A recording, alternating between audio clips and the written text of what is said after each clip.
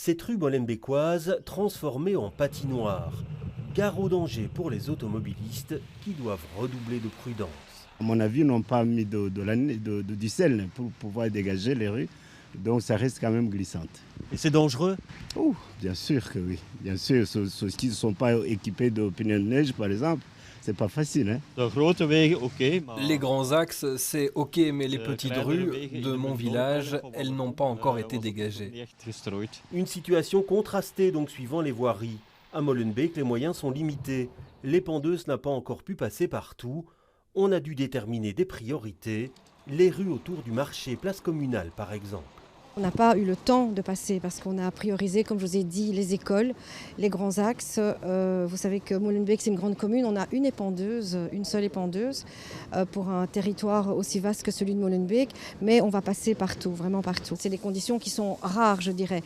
Mais nous allons réfléchir pour voir si effectivement il ne faudrait pas racheter une deuxième épandeuse parce que c'est clairement pas suffisant. Agette, c'est une société privée qui prend en charge le salage. 4 épandeuses pour les 56 km de voirie communale. En rouge, les prioritaires où les passages sont plus nombreux. En bleu, les secondaires.